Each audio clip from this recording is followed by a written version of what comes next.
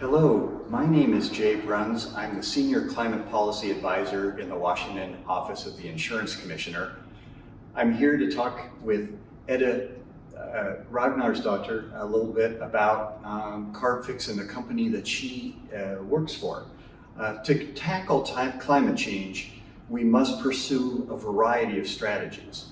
One strategy that's growing in importance is carbon capture and storage. If we capture carbon before it goes into the atmosphere and store it underground, we will have solved a big part of climate change. One company that's doing groundbreaking work on this is the Icelandic company Carbfix. Carbfix uses an innovative strategy to capture carbon and inject it a half-mile underground into basalt deposits where it turns into stone within 2 years. Carbfix is doing this in Iceland and is now looking to expand its operations to the US, Canada, India, and elsewhere. The company will soon open an office in Washington State. Here to tell us more is Edda Ragnarsdóttir, Head of Business Development and Commercialization. Edda is a lawyer by training and is also a former Icelandic diplomat. We're pleased she agreed to come all the way from Iceland to tell us Carbfix's story. Edda, can you tell us a little bit, just basically, about Carbfix and what the technology does? Yeah, sure. So thank you for having me here today. Carbfix is a company that dates back to 2007. It's a collaboration project between 3 universities, University of Iceland, Columbia University, and CNRS out of Toulouse in France.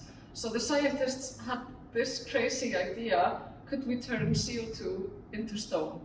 In 2012, after 5 years of research, the scientists injected CO2 mixed with water down 300 to 500 meters where it mineralizes together with basaltic rocks.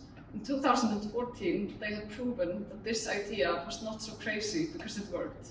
We had mineralized CO2. Ever since, we are in the process of scaling up and going global with our technology. We have demonstrated what we are doing both at Hellisheiði geothermal power plant, where we are capturing the CO2 straight from the geothermal power plant, and the plan is for it to be 99.5% net zero next year by using the Carbfix technology. We also have the world's first direct air capture commercial facility at Hellisheiði. We also are building a transport and storage hub where we are transporting CO2 from Europe via trains, then vessels, and we receive it at the harbor in Iceland and inject it into the ground. Because what we need is a feasible basaltic rock in the underground, so this is a way to demonstrate that even if an emitter is located at a place where the underground is not feasible, we are able to transport it to the feasible underground. That sounds fascinating. And can you describe, I know that carbon capture and storage as a concept and actually as a technology has been used in the United States in the since the early 1970s, but this is different. And can you explain how this is much more friendly to the environment potentially than other carbon capture storage technologies that have been used to date? Yeah, of course. So we like to emphasize that Carbfix is not the silver bullet when it comes to climate change. We need all the technologies that exist. But however, we also want to educate people about what is different, because it's a new technology. What is different about the Carbfix technology compared to the traditional way of storing CO2 in gaseous form underground and put a caprock on top. Because when you store the CO2 in gaseous forms, it could always leak out. But what we are doing, we are mixing CO2 with water, injecting it where it mineralizes. It turns into stone, so it's more permanent because it mineralizes within 2 years, while if you inject CO2 in gaseous form, you will have to monitor it forever. So the Carbfix technology is more safe in that sense. It's more permanent, it's more cost effective, and it's really scalable because of the fact that basaltic rocks are one of the most common rock formations on Earth. I know you said your technology uses water, so can you explain why you need the water and what happens to the water afterward. Yes, so the water, I like to explain it because I studied law, so for me as not being a scientist, I like to explain it in a simple way. The water acts as a means of transport, so you can imagine that the water is the train and the CO2 is the passenger. We mix it together, we inject it into the ground, and the water transports the CO2 to the basaltic rock. Then kind of the CO2 jumps off the train where it mineralizes with the basaltic rock and the water continues its flow. So we are recirculating the water, we are not using the water. And then the carbon stays in these basaltic, in this porous rock, and then this kind of magical thing, that's a chemical thing, I think, happens over the following 1.5 to 2 years. Mm-hmm. And what happens there? Yeah, what happens there is that some scientific chemical reactions happen. The carbon mineralizes with the chemicals that are to be found in the basaltic rock. The basaltic rock is a porous rock, so we fill up the pores with the CO2 where it mineralizes. We are not creating extra volume underground, we are simply filling up the pores of the basaltic rock. Right, and you have been doing this already for 10 years underground in Iceland, and I know you're working, can you tell us a little bit about your connection, your relationship with the European Union and how they have helped with Carbfix's technology? Yeah. So Carbfix is working through 3 methods of utilizing the technology. It's dependent on where the CO2 is coming from. So is it coming straight from the chimney, from the emitter, and we can inject it into the ground at the same spot? Is it coming from a direct air capture? So we have the first and only commercial facility, direct air capture facility in Iceland. So we can work with direct air capture companies, but then the third path is to transport the CO2 from a place where the underground is not feasible to a place where the underground is. And this is a project, world's first transport and storage mineralization hub. We are building it in Iceland, and last year we received €300 million grant from the European Union. And this is, of course, we need finance to build up such a big facility which is meant to store 3 million tons of CO2. And I like to add that we are also creating 300 new jobs for people who live in that municipality. But it's the grant from the European Union, it's also the biggest thing. It's a recognition that the technology is working. The European Union would not grant a new technology 300 million euros if they wouldn't have researched and confirmed that we are doing something that is accurate and it's working. Right. And so it sounds, Iceland has lots of basalt underneath its country.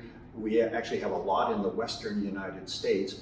Unfortunately for the Europeans, they don't. Mm-hmm. So in order for them to use Carbfix's technology, they need to transport the carbon that is being emitted from factories in Northern Europe. And there are already plans are in place to take that carbon, move it to Rotterdam, put it on a ship where it is cooled so it doesn't take as much volume. The ship goes to Iceland, and then you pipe it.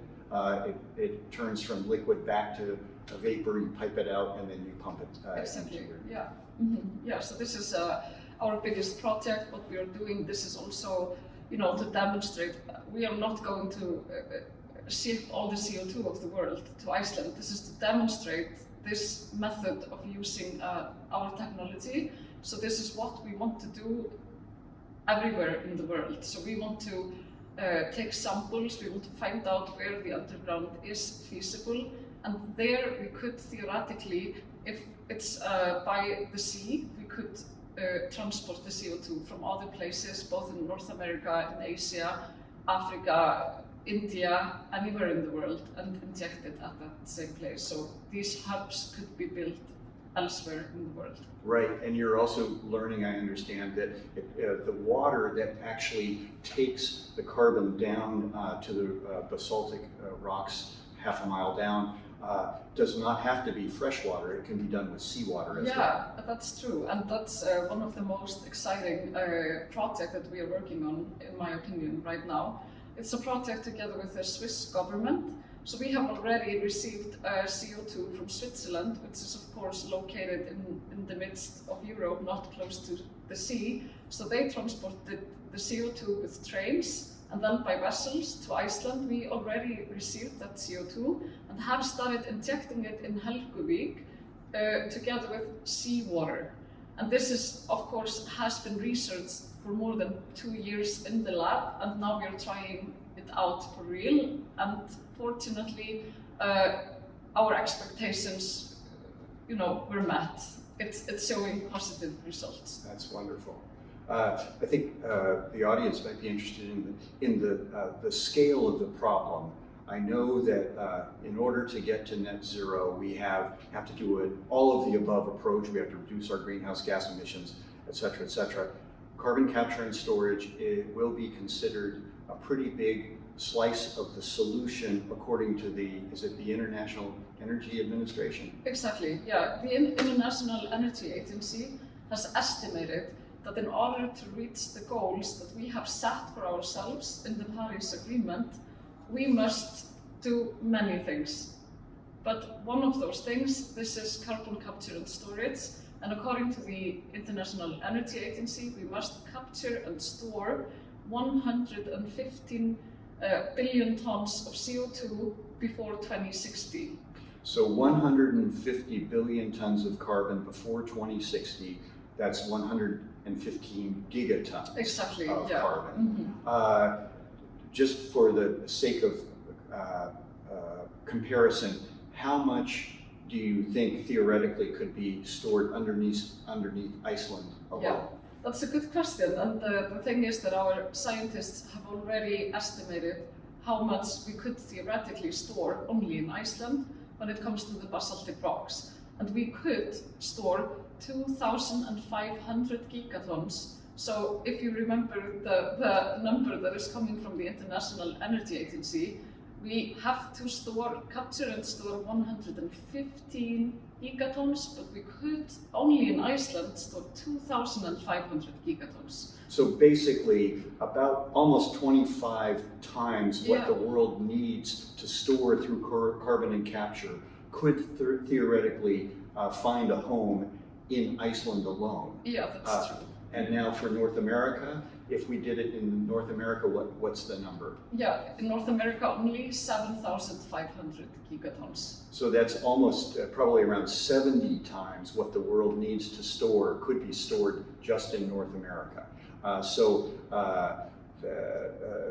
This is a really exciting technology that seems to have a room, because obviously Carbfix won't be the only carbon capture storage company.